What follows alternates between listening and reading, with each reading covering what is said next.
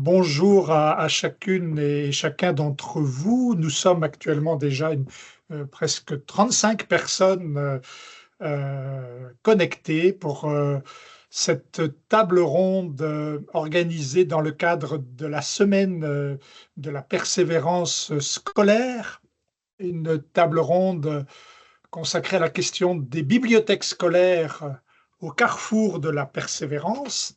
Je m'appelle Olivier Dezutter, je suis à la fois l'initiateur et je serai l'animateur de cette table ronde. Je suis professeur à la faculté d'éducation de l'Université de Sherbrooke, titulaire de la chaire de recherche sur la littératie scolaire, une chaire de recherche qui a été créée il y a maintenant 1 an et demi en collaboration, en partenariat avec le Centre de services scolaires du Val-d'Isère, la grande région de Granby.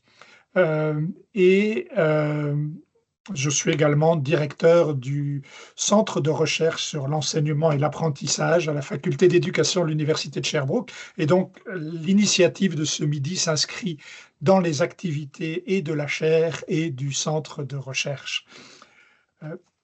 Pour vous accueillir et planter en quelque sorte le décor, je voudrais vous partager un témoignage d'élève. Et ce témoignage d'élève, je l'emprunte à la très touchante autobiographie de Caroline Dawson, Là où je me terre. Caroline Dawson qui évoque son parcours d'enfant immigrante dans ses premières années ici au Québec. Et après quelque temps, elle nous dit, voilà, le français n'avait plus trop de secrets pour moi. J'étais même dans le club de lecture de mon école primaire. Je dévorais tout ce qu'on me mettait entre les mains. Je ne choisissais pas vraiment. Nous avions une liste de livres suggérés.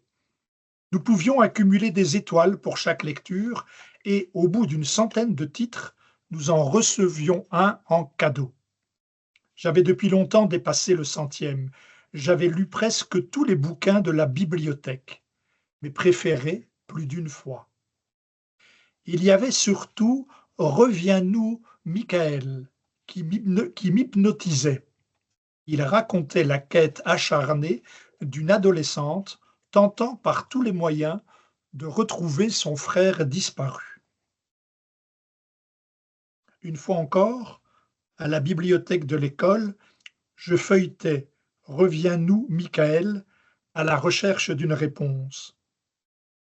Comment peut-on quitter les siens? Quand j'ai aperçu La vallée des avalées.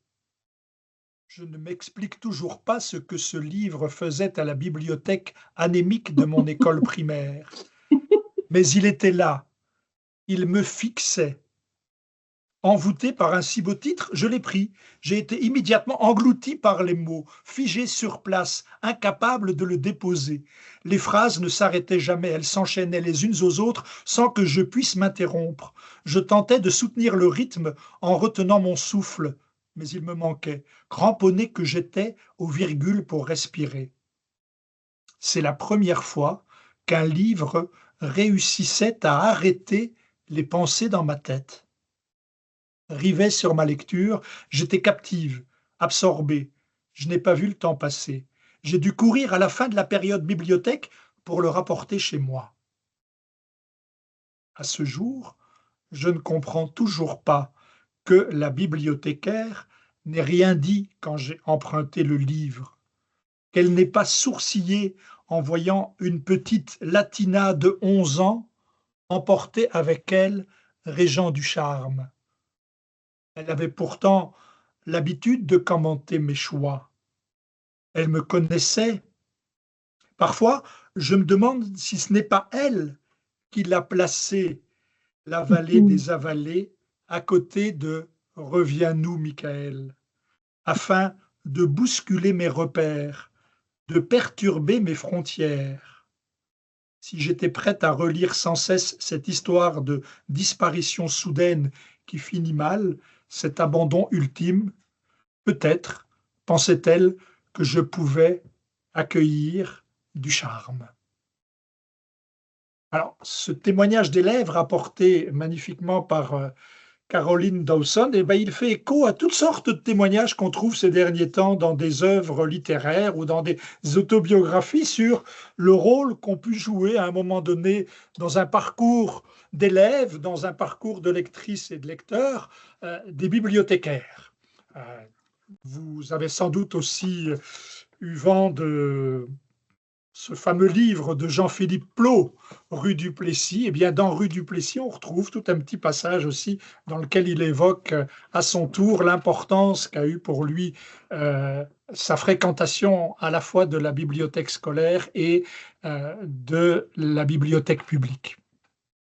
Alors, ces expériences vécues par de jeunes élèves et des adolescents en bibliothèque ont pu marquer leur parcours et ont pu sans doute donner sens aux apprentissages qu'ils faisaient, à ce qu'ils vivaient dans ce contexte-là, et donc avoir du sens dans leur parcours scolaire et certainement leur persévérance. C'est l'esprit dans lequel on a pensé imaginer cette table ronde dans le cadre des journées de la persévérance scolaire, en profitant aussi je dirais, d'un élément d'actualité. Il se fait que le ministère de l'Éducation a publié l'été dernier un cadre de référence sur la bibliothèque au carrefour des apprentissages. Et vous verrez dans le titre de la table ronde aujourd'hui un clin d'œil à ce cadre de référence, la bibliothèque au carrefour d'apprentissage, un cadre de référence qui, de mon point de vue, est un formidable outil pour alimenter la réflexion sur la fonction, le rôle de la bibliothèque scolaire dans vos milieux, que vous soyez enseignant, que vous soyez vous-même bibliothécaire, que vous soyez parent. Allez jeter un œil sur ce cadre de référence et vous verrez qu'il vous donnera de quoi nourrir cette réflexion dans vos milieux. Alors pour en savoir plus à ce sujet, j'ai pensé utile de convier à cette table ronde en premier lieu justement l'équipe du ministère qui est à l'origine de ce cadre de référence. Donc on a avec nous Marie-Hélène Charret et Rachel Mainville. Marie-Hélène a été bibliothécaire durant une dizaine d'années au centre de services scolaires des Phares avant de travailler au ministère. C'est maintenant Madame Bibliothèque scolaire au ministère. C'est elle la responsable de ce dossier au sein de la direction des ressources éducatives et des bibliothèques. Et Marie-Hélène est accompagnée de Rachel Mainville. Rachel est enseignante de français au secondaire. Elle a travaillé aussi comme bibliothécaire au centre de services scolaires René Lévesque en Gaspésie et elle est actuellement détachée au ministère pour accompagner le travail autour de ce cadre de référence et surtout pour accompagner la formation des personnes du réseau. Alors, ce sont les personnes vers lesquelles je me suis tourné en priorité en leur proposant de nous présenter à la fois le contexte, mais aussi surtout les principales orientations de ce cadre de référence. Et pour ne pas rester simplement dans un document, mais pour aussi faire écho à ce qui se vit au quotidien sur le terrain, j'ai trouvé tout à fait pertinent de convier aussi à cette table ronde deux personnes engagées au quotidien comme bibliothécaires dans le travail dans les milieux scolaires. Alors, on aura la contribution d'Ariane Régnier, Ariane qui est actuellement bibliothécaire au centre de service scolaire des Hauts-Cantons. Mais Ariane a aussi un rôle en tant que présidente de l'association pour la promotion des services documentaires scolaires et je dirais qu'elle a presque aussi là un engagement militant pour montrer combien c'est sans doute une fonction, un métier et un rôle qui est tout à fait essentiel dans le soutien à la réussite éducative. Donc, Ariane nous partagera son expérience aussi, en particulier pour ce qui concerne le travail de collaboration aussi avec les personnes enseignantes dans la constitution des catalogues, dans le soutien aux différentes fonctions des enseignants. Et enfin, On aura l'occasion aussi d'entendre un témoignage de Marc Campo. Marc est bibliothécaire au Centre de services scolaires du Val-des-Serres. Il fait partie de l'équipe des chercheurs des milieux de pratique associés à la chaire. Et avec Marc, depuis 1 an et demi, nous travaillons de manière assez étroite sur la question de l'état des bibliothèques scolaires au sein de ce centre services scolaires dans le cadre des travaux de la chaire. Et Marc aussi est très connu dans le milieu parce que depuis déjà un certain nombre d'années, il se transforme une bonne partie de ses journées, comme ce matin même, il était dans une école à titre de super-héros des livres. Et donc, Marc a mis en place une escouade de bibliothécaires qui sont des super-héros des livres et qui assurent des animations dans les établissements scolaires du Centre de services scolaires Val-des-Serres. Donc, j'ai proposé à Marc aussi de nous partager son expérience sur le volet des animations, qui est un des services assurés par les bibliothécaires. Pour terminer, je voudrais quand même aussi vous signaler que outre le témoignage que je vous ai partagé en l'empruntant à Caroline Dawson, il se fait que ce matin aussi, en préparant la table ronde, je suis retourné voir le fameux cadre de référence qui va vous être présenté. Puis dans ces documents officiels, je dois vous avouer qu'il y a toujours une page que je ne regarde très peu. C'est la première page, évidemment, écrite par, c'est le mot d'introduction écrit par le ministre ou la ministre en fonction, qui nous introduit le document. Et ce matin, il se fait que j'ai pris le temps un peu de regarder cette première page écrite par le ministre de l'Éducation et je vous partage 2 lignes de cette page introductive du ministre et vous allez voir que ces 2 lignes nous mettent tout à fait dans le contexte de cette table ronde qui cherche aussi à voir le lien entre les bibliothèques scolaires, la réussite scolaire, la persévérance et la littératie. Alors voilà ces lignes écrites, en tout cas signées par le ministre. La littératie sera toujours un vecteur essentiel de la réussite éducative et la bibliothèque y sera toujours associée, même si son rôle est amené à se transformer devant la présence accrue des outils numériques. Alors voilà qui place, à mon avis, bien la table. Je vais tout de suite maintenant laisser la parole à nos personnes invitées. Je les remercie vivement d'avoir accepté cette invitation. Je vous signale en termes d'organisation donc qu'on aura 3 prises de parole, une première d'une vingtaine de minutes et puis 2 fois 10 minutes pour les témoignages d'Ariane et de Marc et qu'à la fin de notre rencontre, on laissera un temps d'échange avec les personnes du public, mais pour vos interventions au moment de ce temps d'échange, je vous propose une modalité particulière parce que nous sommes maintenant plus d'une 50aine et donc c'est difficile de donner une parole en direct à chaque personne. Mais si vous avez des commentaires, des questions au fil de la table ronde, je vous invite à les indiquer dans l'espace de clavardage et Catherine se chargera à la fin de la rencontre de nous faire écho à ce qui a été partagé dans l'espace de clavardage. Alors voilà. Donc, je laisse à présent la parole à Marie-Hélène et Rachel. Bien, merci, Monsieur Désiteur. Quelle belle présentation. J'ai été émue par les témoignages des élèves que vous avez partagés. Ça me fait un immense plaisir d'être ici avec vous aujourd'hui, accompagnée de ma collègue Rachel, pour vous présenter le cadre de référence sur la bibliothèque scolaire au carrefour des apprentissages qui, je dois le dire, est adopté depuis le mois de juillet 2024. C'est une belle fierté là, que nous avons là, d'avoir mis à jour cette définition-là de la bibliothèque scolaire approuvée par le ministre. C'est 5 ans de travail qu'il y a derrière ce cadre de référence-là.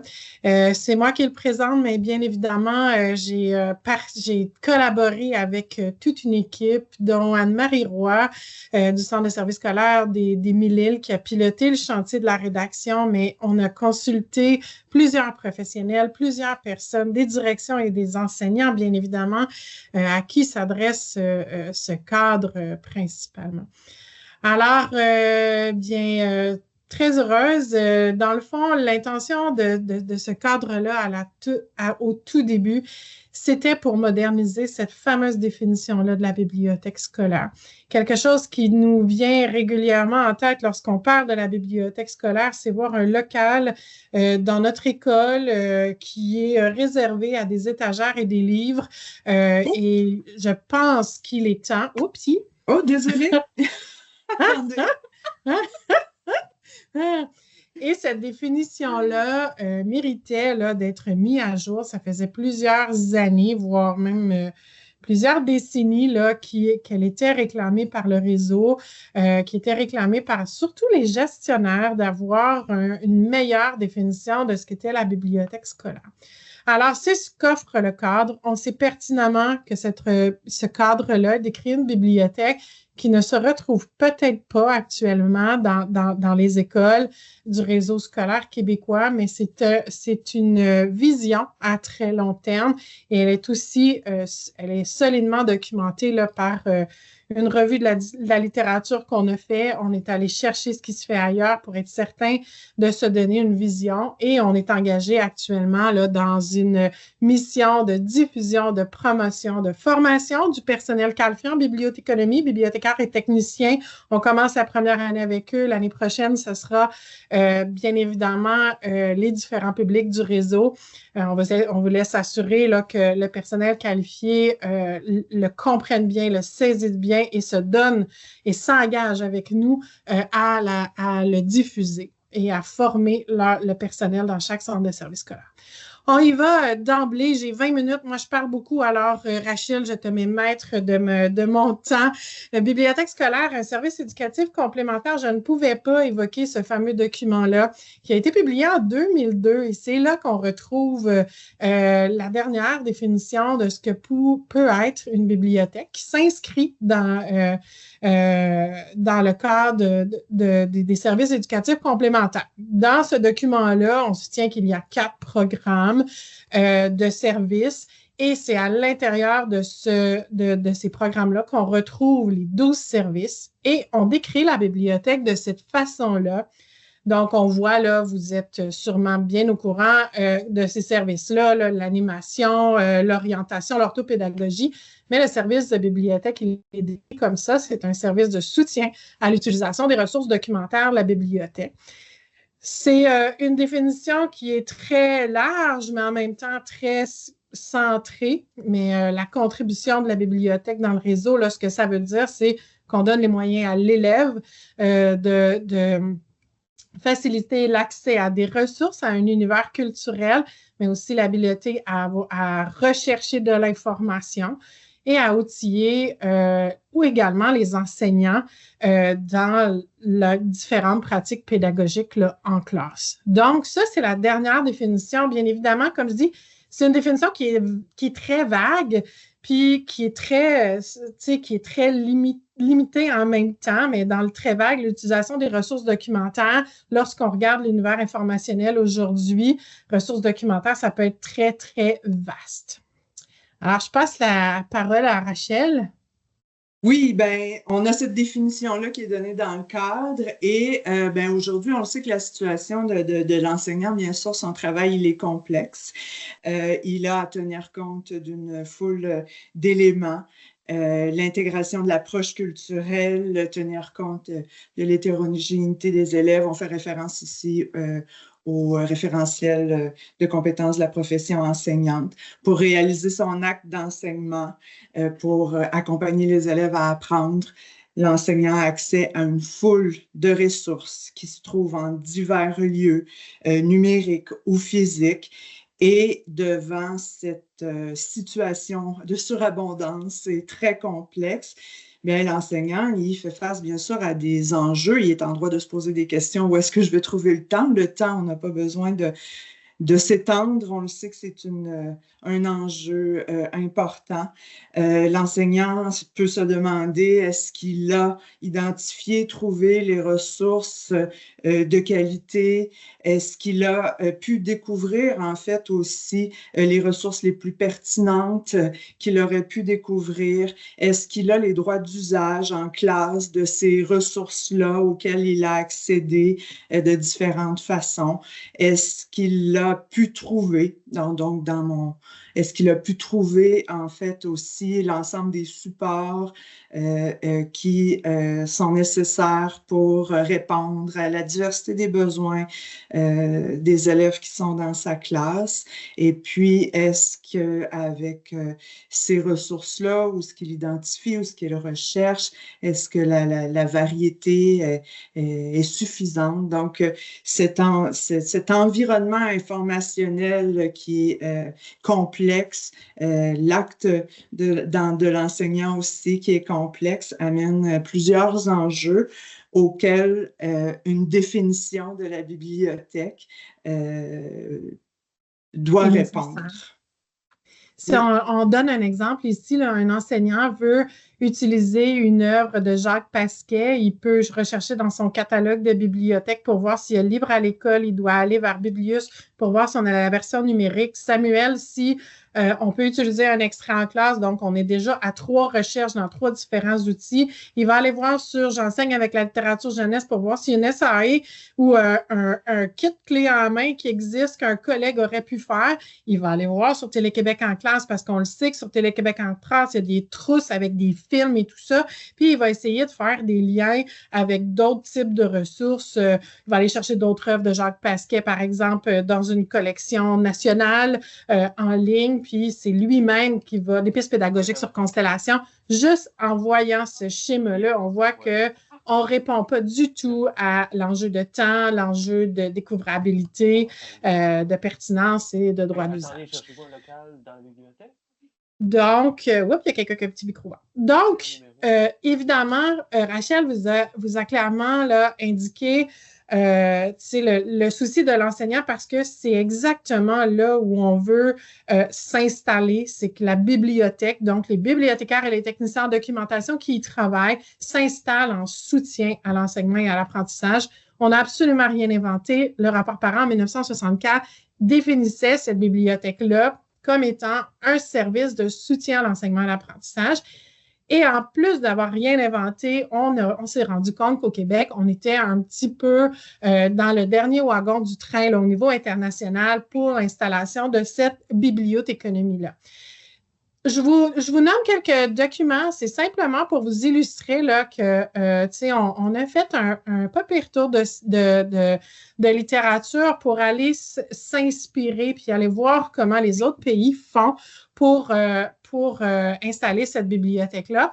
Entre autres, ce document-là qui est hyper important là, dans l'univers de la bibliothéconomie scolaire, c'est une recommandation d'une instance, l'IFLA, l'International Federation of Library Association. Eux autres, c'est des experts à travers le monde qui se sont réunis pour créer un guide de recommandation. Qu'est-ce que ça prend pour installer la bibliothèque? Et on voit très, très bien en 6 différents caractéristiques comment la bibliothèque scolaire peut s'installer, puis comment on peut la développer. Suite à ça, les États-Unis ont été énormément proactifs dans les 40 dernières années. Ils ont publié plusieurs recherches qui installe cette bibliothèque-là dans le réseau selon certains critères et qui a permis d'évaluer si celle-ci là, avait un impact sur les résultats scolaires en lecture, en écriture, mais également en mathématiques et dans d'autres disciplines. Ça a donné l'idée aux bibliothécaires de publier ces standards-là, donc des standards pour installer la bibliothèque scolaire. On a fait d'autres recherches en Colombie-Britannique, entre autres. On a passé, le Canada est beaucoup allé vers ça, passé de la bibliothèque traditionnelle qu'on connaît avec des livres papier au véritable Library Learning Common qui a été traduit en carrefour d'apprentissage par la suite. Donc, c'est différents modèles comme ça là, qui nous amènent à réfléchir quel modèle on veut, qu'est-ce qu'on veut installer dans le réseau. Maintenant, au Québec, outre l'absence évidemment, l'absence de recherche en bibliothéconomie scolaire. Cherchez-en pas, il y en a très peu. Pour voir si cette bibliothèque-là a un impact, on a quand même plusieurs ancrages, notamment. Là, on vous nomme ici quelques exemples là, de documents qu'on a pris plaisir à lire pour s'assurer qu'on connaissait très bien la réalité de l'enseignant d'aujourd'hui.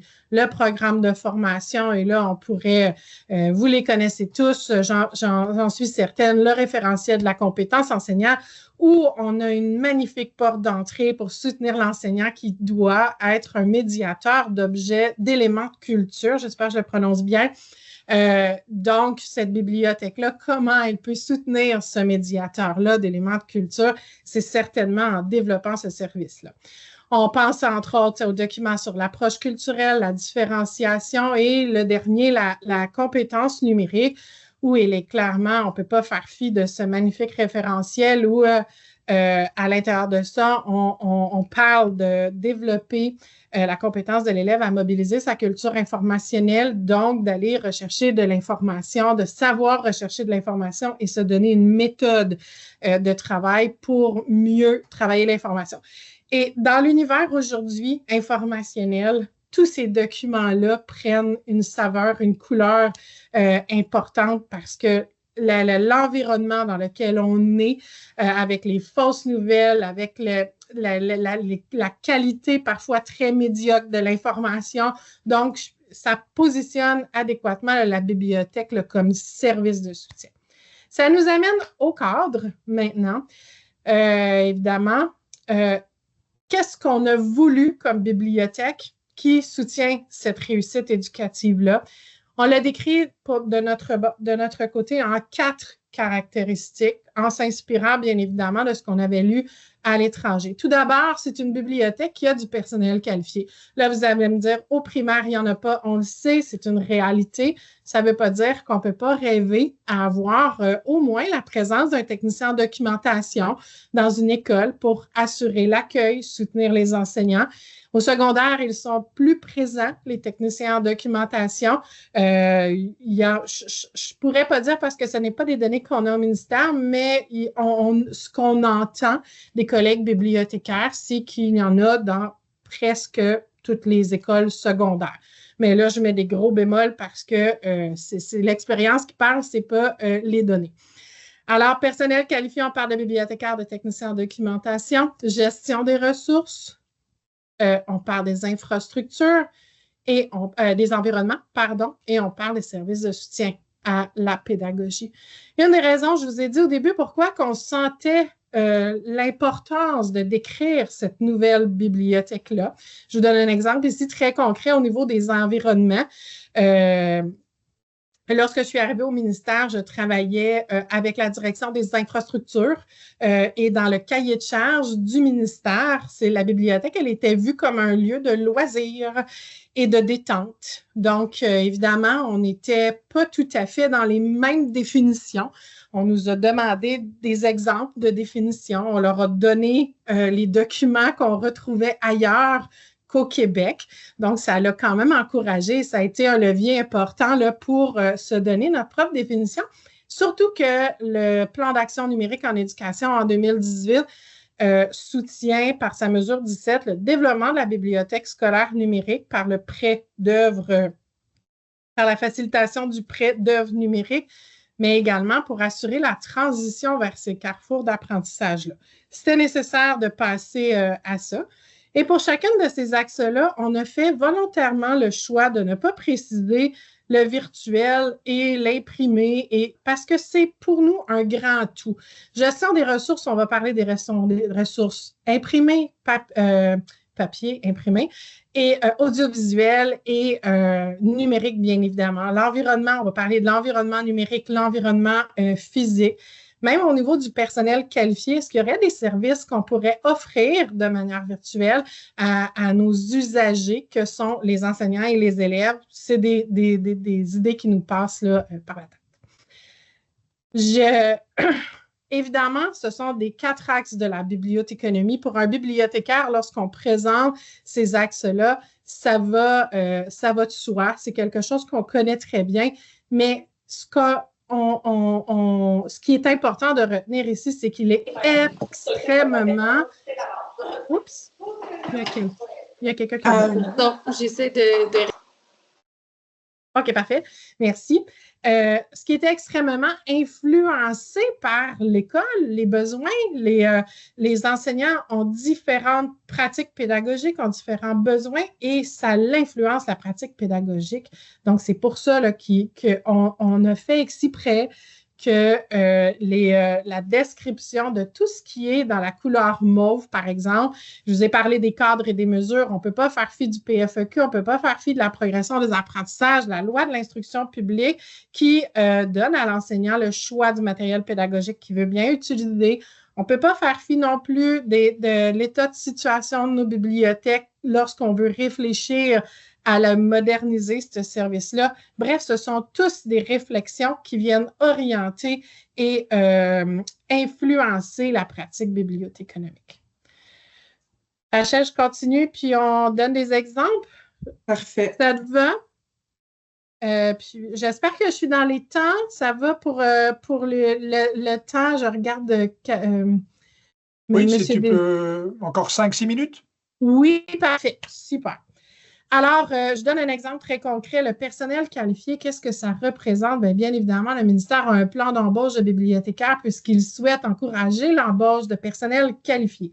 Et encore ici, on est en train de défaire une certaine culture organisationnelle. Quand je vous dis là, qu'on est en train de vraiment changer la compréhension, la perception qu'on peut avoir, bien, autrefois, vous n'êtes pas sans savoir qu'il y avait de nombreux bénévoles, puis il y en a encore aujourd'hui énormément dans les bibliothèques, puis plusieurs, bien, ils se font appeler bibliothécaires. Bien, est-ce qu'on peut laisser une place aux techniciens en documentation? Est-ce qu'on peut laisser une place là, à du personnel qualifié qui ont, par leurs études, la compétence pour assurer la gestion des ressources et la gestion des environnements et des services de soutien? La formation initiale et la formation continue, c'est aussi une exigence et ce sont toutes des petites pastilles qu'on va vous présenter une à une en se disant, bien, ça, là, ça fait un tout. C'est comme une appellation d'origine contrôlée pour la bibliothèque. Ça prend ça pour avoir une bibliothèque. Est-ce que la formation initiale des maîtres parle de cette bibliothèque-là actuellement? Je vous confirme que très peu. La formation initiale des bibliothécaires et des techniciens, est-ce qu'on parle de la bibliothèque scolaire? Dans les autres provinces canadiennes, il y a des spécialités, il y a des diplômes pour les enseignants qui veulent devenir bibliothécaires, ce qui fait que la personne, elle est formée pour être bibliothécaire enseignant. Et bien évidemment, pour le personnel qualifié, c'est de le former à des pratiques collaboratives, la pratique qui est essentielle. Si on ne travaille pas avec les enseignants, si on ne voit pas les élèves, si on n'est pas présent dans les écoles, comment on peut comprendre les besoins pour assurer un meilleur développement? Alors, la bibliothèque scolaire, là, elle se construit à la rencontre de l'enseignant, de l'expertise pédagogique et de l'expertise bibliothéconomique. Donc, c'est là où elle se développe, cette bibliothèque scolaire, pour qu'elle soit en réponse justement aux besoins des usagers qui sont dans la communauté scolaire. Je te laisse continuer.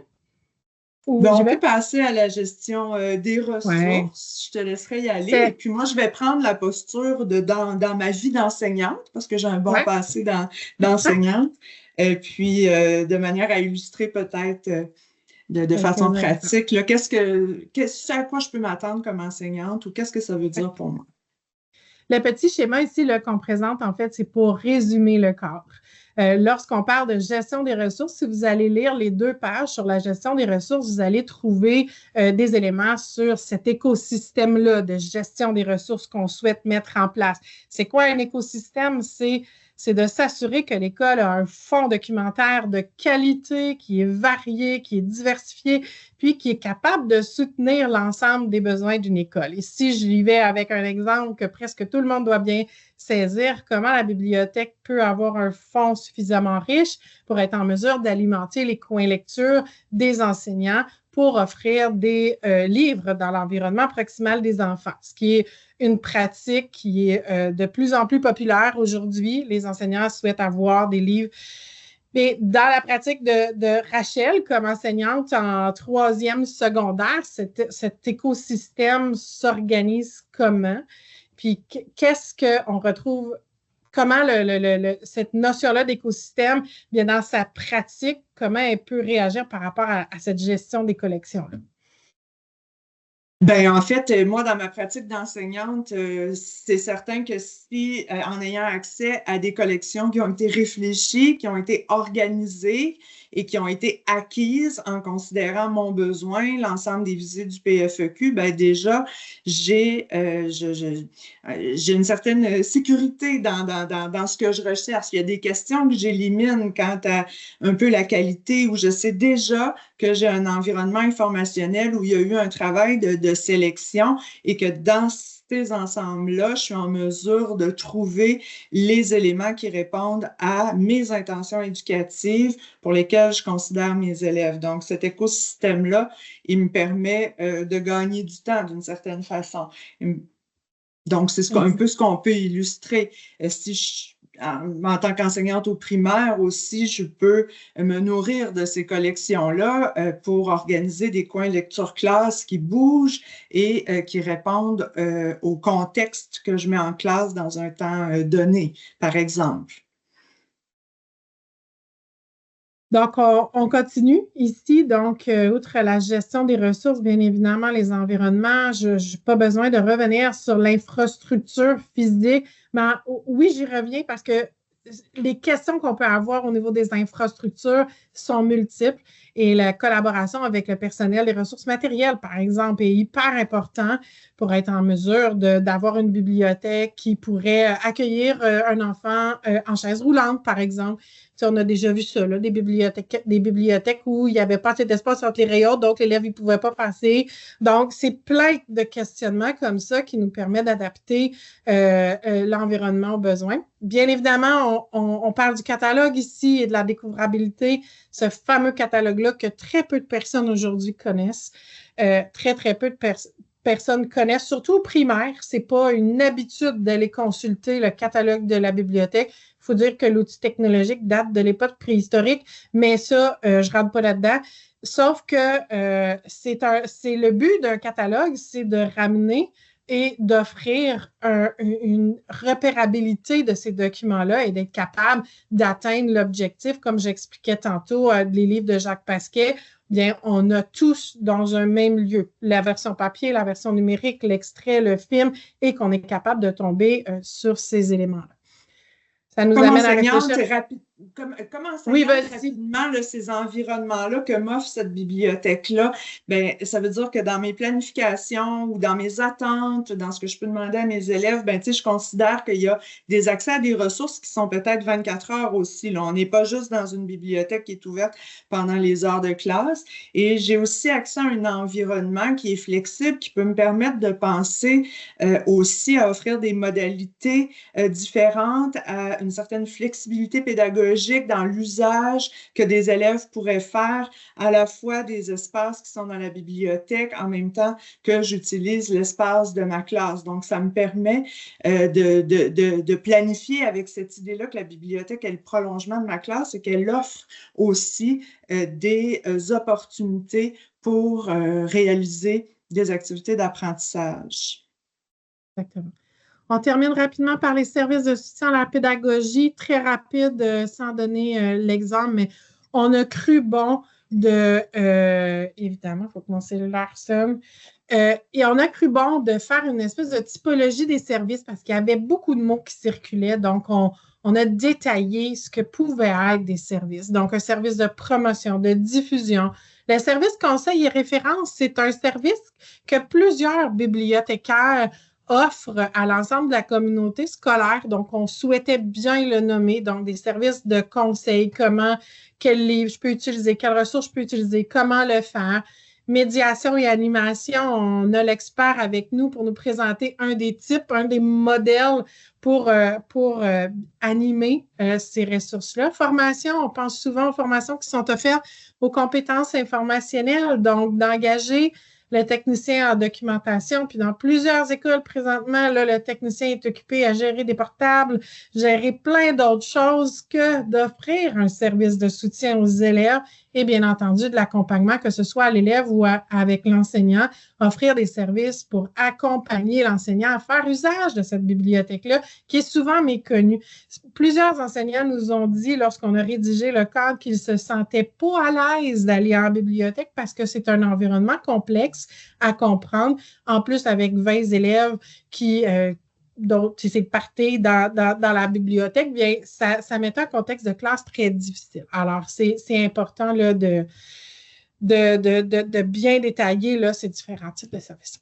Ça fait pas mal le tour. Je m'excuse, Rachel, je te coupe dans l'exemple concret qu'on s'était donné, mais pour respecter le temps et tout ça, Merci. Et laisser aux collègues là, la possibilité de présenter leur truc. Merci à vous. Vous pourrez évidemment prendre connaissance du document qui est en ligne là sur le site du ministère aussi, hein, si vous le souhaitez. Un document qui fait une vingtaine de pages. Là, c'est pas non plus une grosse Bible. Donc, voilà. Merci. On va poursuivre avec Ariane. Alors, on a dit, dans les services, il y a ces différents volets qui viennent d'être présentés. On va en illustrer une partie à travers les témoignages d'Ariane et de Marc. Ariane? Oui. Je sais que j'ai 10 minutes, mais je ne les prendrai pas au complet. Je vais laisser Marc jaser et si besoin est, je répondrai aux questions après sa présentation. Avant de commencer, je vais offrir un petit bémol à ce que Marie-Hélène a dit lorsqu'elle a mentionné qu'il n'y avait pas de personnel qualifié dans les bibliothèques scolaires au primaire. Il y en a, mais pas à temps plein, sur place dans l'école. On travaille bien souvent dans l'équipe des services éducatifs et on donne du soutien à 10, 30, 50, 125 écoles. Puis comme c'est très difficile de se séparer en 10, 30 ou 125 morceaux, du moins pour le moment, selon ce que nous dit la recherche scientifique d'aujourd'hui, on n'est pas à temps plein dans les écoles. Même chose pour les techniciens et techniciennes en documentation au primaire pour le moment. On peut se permettre de rêver et de mettre des stratégies et des budgets en place pour y arriver. Mais je m'égare. C'est une belle nuance. Merci, Ariane. Ça fait plaisir. La recherche scientifique réalisée dans les dernières années a permis de décrire un service de bibliothèque apte à favoriser la réussite éducative. C'est la toute première phrase du cadre de référence de la bibliothèque scolaire au carrefour des apprentissages. Qu'une bibliothèque scolaire adaptée, à son époque, soutient l'enseignement et l'apprentissage et contribue à la réussite éducative des élèves grâce à la collaboration étroite entre les enseignants et le personnel spécialisé en bibliothéconomie, composé de bibliothécaires et de techniciennes en documentation. Et nous, les bibliothécaires scolaires, un peu partout au Québec, c'est à travers cette couleur, celle de la collaboration, qu'on commence à mettre en œuvre le cadre de référence qui est sorti au mois d'août, mais qu'on attendait depuis 1989. Marie-Hélène l'a dit, le cadre représente un peu un idéal. Pour nous, c'est surtout une pierre d'assise sur laquelle développer, petit à petit, des services en bibliothéconomie scolaire d'ici 5, 15, 30 ans. Et qui dit service, dit collaboration, et qui dit collaboration, dit personne, dit humain, humaine, élève, professionnel, enseignant, enseignante. De travailler ensemble à établir des services.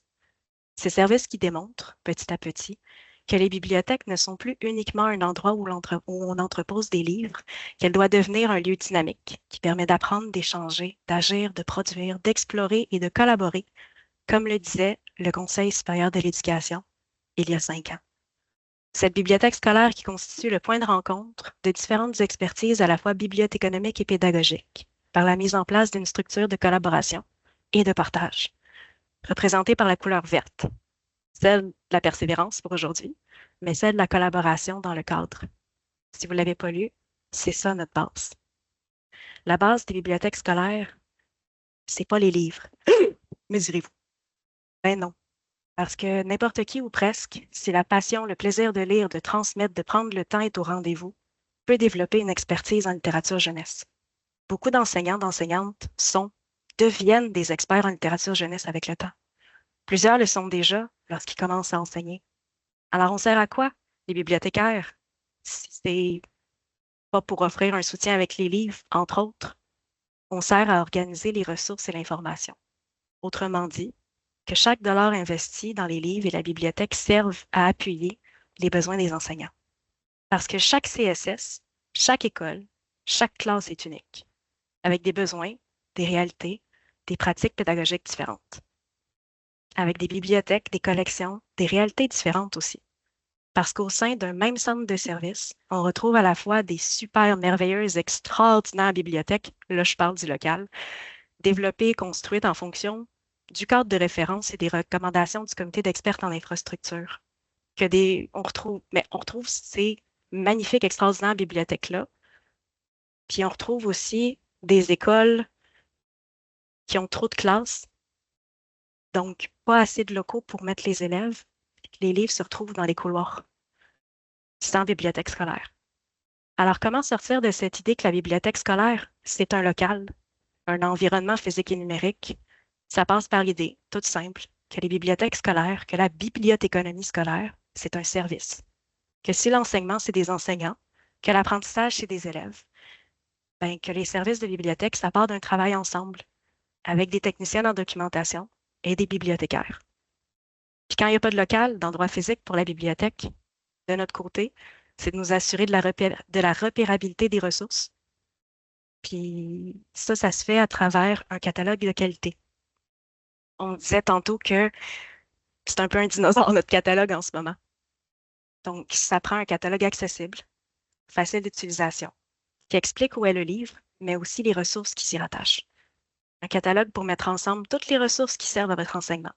La porte d'entrée vers les ressources de l'univers culturel pour votre école. Puis, qui ici connaît le catalogue de bibliothèque de votre école? Savez-vous qu'il est accessible via Internet? Puis si vous le connaissez, est-ce que vous l'utilisez avec vos élèves au primaire? Développer un catalogue qui permet de rassembler toutes les ressources littéraires et culturelles qui soutiennent l'enseignement et les apprentissages.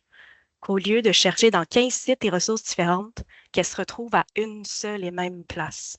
Un catalogue pour tout le Québec, qu'on retrouve au même endroit, dans un même outil de recherche, des ressources littéraires, mais aussi comme l'ONF, Biblius, Curio, Audio, Télé-Québec, Constellation, Samuel, celle qu'on voyait dans la diapo de tantôt, de Marie-Hélène et Rachel. Les fiches pédagogiques des maisons d'édition, les ressources créées par des pédagogues passionnés et les œuvres numériques des musées québécois. Parce que c'est ça à quoi il devrait servir votre catalogue de bibliothèque. Et c'est là-dessus qu'on travaille. On n'y est pas tout à fait rendu, mais on y croit. Et les services qu'on développe changent, ce module d'une école à une autre. Pour certains, c'est de l'accompagnement complet dans le développement des collections, autant pour les bibliothèques scolaires que les coins lecture de classe. Parfois des réaménagements, du reclassement, de l'optimisation. Parfois des plans de A à Z avec des architectes, parce qu'on a des agrandissements des nouvelles écoles ou des rénovations. Parfois, c'est des formations au développement des compétences informationnelles, à l'utilisation des collections physiques et numériques. Parfois, c'est de la modélisation ou du modelage en animation littéraire. C'est varié, ça change. Donc, si les autres couleurs sont à géométrie variable pour les différents milieux au Québec, on peut dire qu'au moins, le vert va plutôt bien. Et tout ça part de se jaser, de collaborer pour exploiter toute la richesse et le potentiel de vos bibliothèques scolaires. Je vais rebondir sur la lecture de la lettre d'introduction du ministre de l'Éducation par M. Désistère au début de la table ronde pour vous lire l'extrait qui m'habite depuis sa publication au mois d'août, soit « La bibliothèque scolaire est en redéfinition.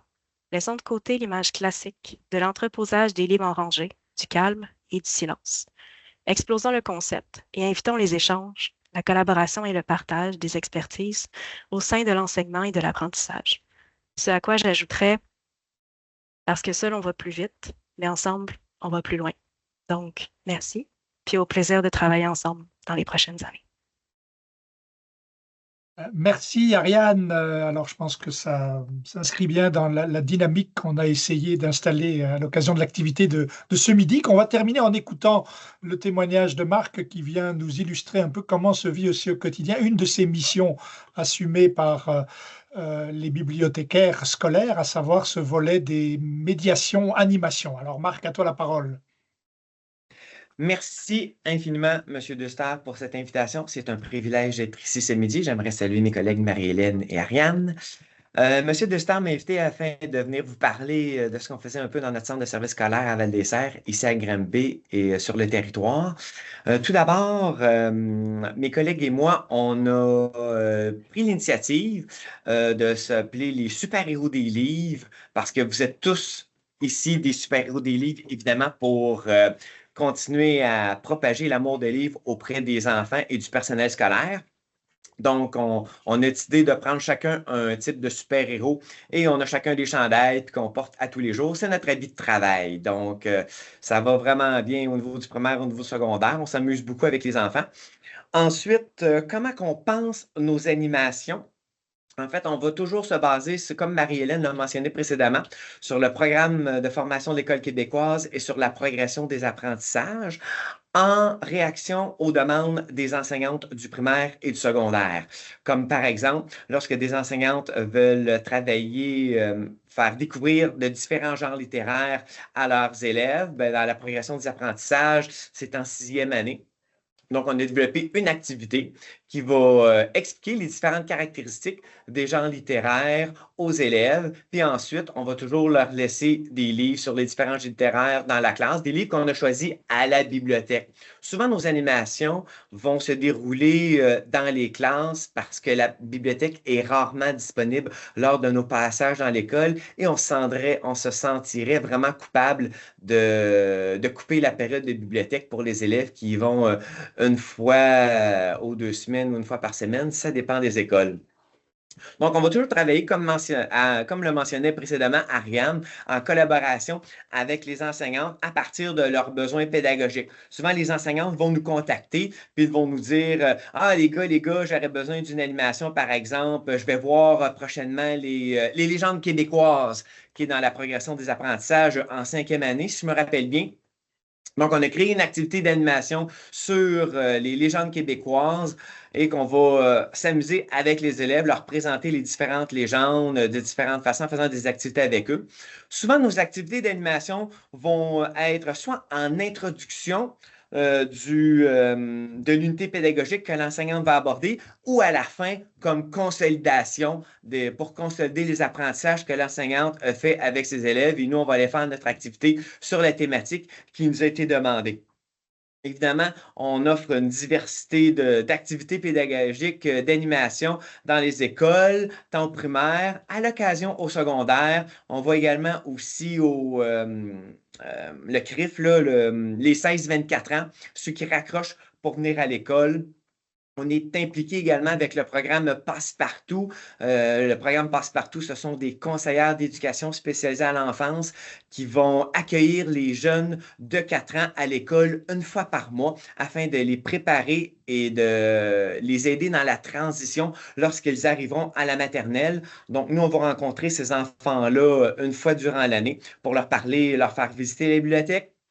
Et on va également rencontrer les parents pour leur parler de l'importance de l'éveil à la lecture et à l'écriture.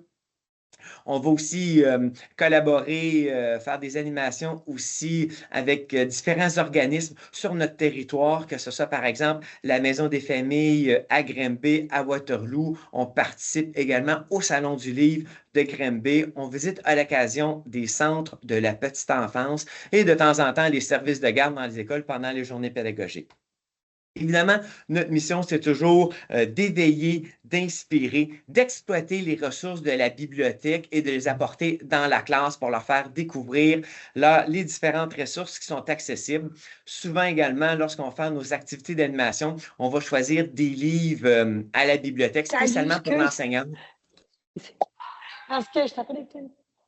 On va choisir également des livres à la bibliothèque spécialement pour l'enseignante, qu'on va lui proposer qu'elle pourra exploiter à la suite après notre passage dans la classe en lien avec sa thématique. Donc, évidemment, notre mission, c'est toujours l'accessibilité des livres auprès des élèves, soutenir les enseignantes et les conseillers pédagogiques dans leurs unités pédagogiques d'apprentissage et de faire découvrir les élèves toute l'importance de la bibliothèque doit prendre dans leur vie, dans leur apprentissage et également pour le plaisir. Donc, je terminerai là-dessus, Olivier. Si jamais il y aurait des questions pour la table ronde, pour mes collègues.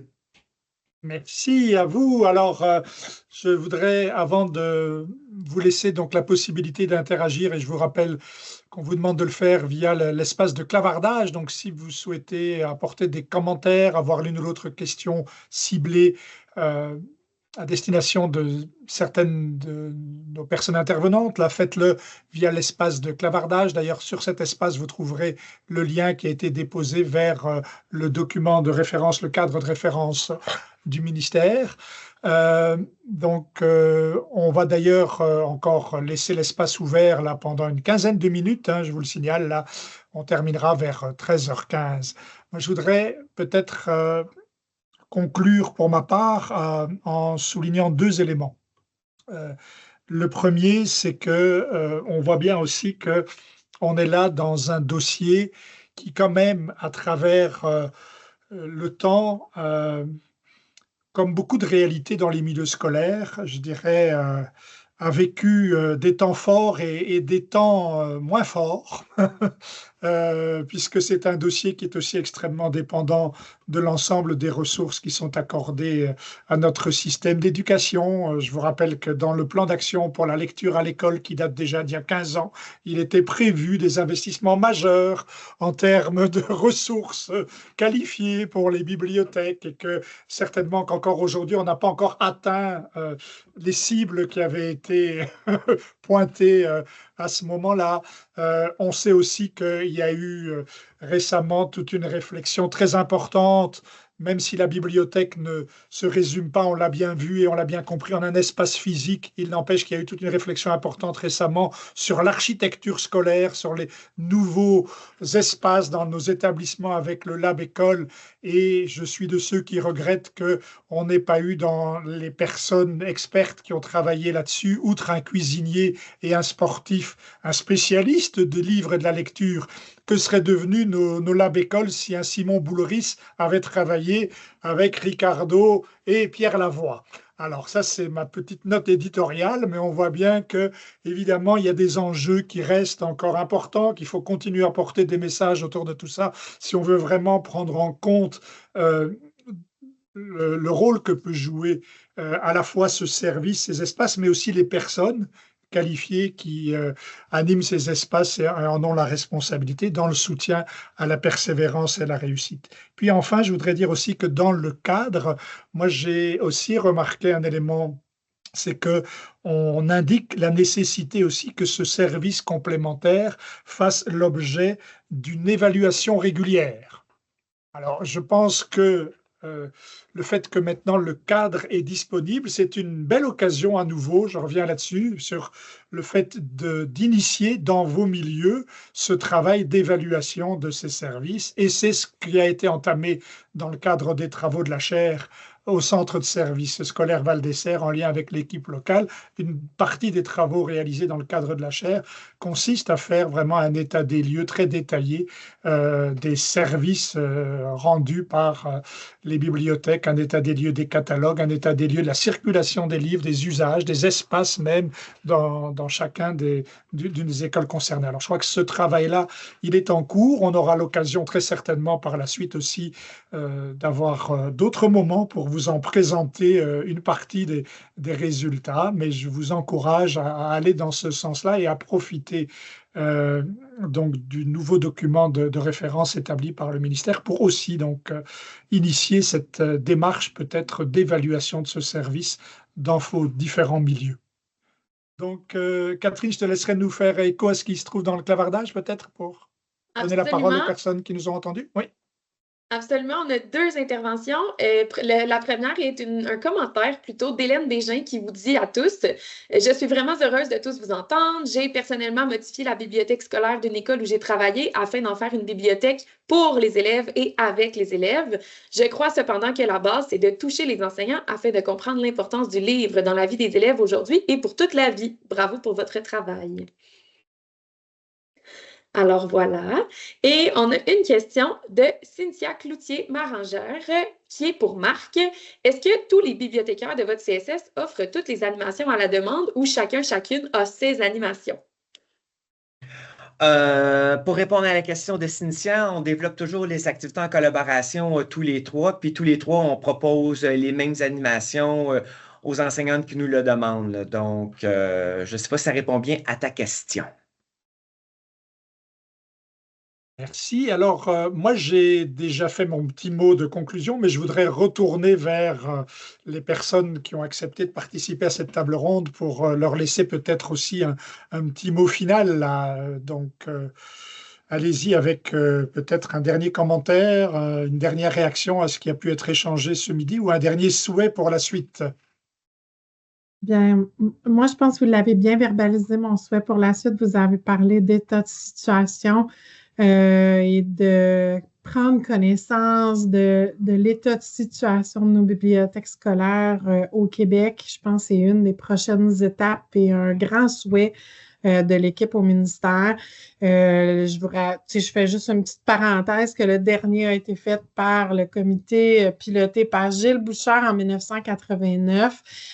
C'est un vieux document qui avait, même s'il est encore assez d'actualité dans ses recommandations, parlait avec... il était d'une autre époque, là, c'est avant même l'informatisation des bibliothèques, alors on est ailleurs. Je pense que de faire le tour de cet état de situation-là serait prioritaire pour la suite des choses. Merci. Mais j'ai envie d'en exprimer un souhait, moi aussi. Puis je veux saluer au passage Ophélie Tremblay qui est dans la salle, qui a été de mon parcours dans mon bac en enseignement du français au secondaire. Donc, je suis une enseignante à la base. Et Ophélie ne le sait sûrement pas, mais tout son travail avec les albums jeunesse et son amour des mots a ouvert chez moi bien des portes. Et quand je suis allée étudier la bibliothèque, je l'ai étudiée, je l'ai réfléchi avec ma posture d'enseignante. Donc, c'est vraiment ce que je nous souhaite, d'avoir des bibliothèques qui répondent à cette définition-là et qui viennent soutenir le travail des enseignants et qui viennent participer à la réussite des élèves, comme on sait que la bibliothèque scolaire est capable de le faire. C'est d'abord et avant tout aussi un lieu culturel et dans nos écoles, je nous souhaite que ce lieu culturel-là soit vivant et puisse nourrir à la fois les enseignants et les élèves. Merci Rachel. Ariane, est-ce que tu souhaites? Oui, donc je réenchérirais, bref. Je réenchérirais. Pour réenchérir. Chérie, tout ce que tu veux. Chérie, tout ce que tu veux. Sur le besoin, en fait, d'un portrait de l'état de situation des bibliothèques scolaires au Québec, mais je dirais même plus, en fait, un portrait en fonction des couleurs du cadre, donc sur le personnel qualifié, la gestion des ressources, les environnements, les services à la pédagogie, mais aussi sur un plan d'action pour comment, après, faire en sorte que ces bibliothèques-là soient à la mesure, à la hauteur des besoins des élèves et des enseignants d'aujourd'hui. Merci. Marc, souhaites-tu encore dire un mot? Oui, je dirais que la persévérance scolaire, à nous tous en travaillant ensemble, nous allons réussir à faire une différence. La lecture, les livres, la bibliothèque, les livres numériques, le ministère, tout le monde ensemble pour avoir une société davantage en santé. Des personnes qui lisent, ça forme des meilleurs citoyens. Lâchez pas la patate. Merci. Merci, on ne lâchera pas. Et merci aussi au petit commentaire qui a été ajouté par notre collègue Geneviève Brisson dans le clavardage. Geneviève, qui aujourd'hui intervient comme professeure et formatrice chez nous à la faculté d'éducation, signale qu'elle a été elle-même enseignante bibliothécaire au primaire en Colombie-Britannique et qu'elle s'ennuie de ce modèle. Donc, elle est heureuse qu'il y ait cette réflexion initiée sur la bibliothèque scolaire au Québec et elle souhaite longue vie aux super-héros et héroïnes de la littérature et des livres. Et Ophélie nous remercie aussi. Elle trouve qu'elle a eu un midi stimulant. Donc, voilà, merci à vous. Je pense que l'objectif principal est atteint. J'ose espérer qu'il s'agit, je dirais, d'une première démarche peut-être en vue de pouvoir poursuivre ensemble à la fois et certainement la réflexion, les actions, mais aussi la documentation des réalités. C'est aussi notre mission en tant que chercheur universitaire d'aider à documenter la réalité et de pouvoir aussi voir comment on peut par ailleurs aussi contribuer à l'évaluation de mise en place de modèles nouveaux, innovants. Et donc, on sera toujours aussi intéressé de collaborer avec vous dans ce cadre. Puis, je vous remercie pour la confiance que vous avez témoignée en acceptant de participer à cette activité de ce midi. Je vous signale que l'activité a été enregistrée et donc vous pourrez faire connaître cet enregistrement. Il va être disponible sur le site à la fois du CREA et aussi du collectif Clé. Et donc, vous aurez l'occasion de réentendre cela ou de le faire découvrir à d'autres personnes. Et merci à Madame Joséline qui nous félicite aussi pour l'activité de ce midi. Merci à Catherine aussi d'avoir assuré le soutien technique. Voilà. Merci à vous. Et bon après-midi à vous.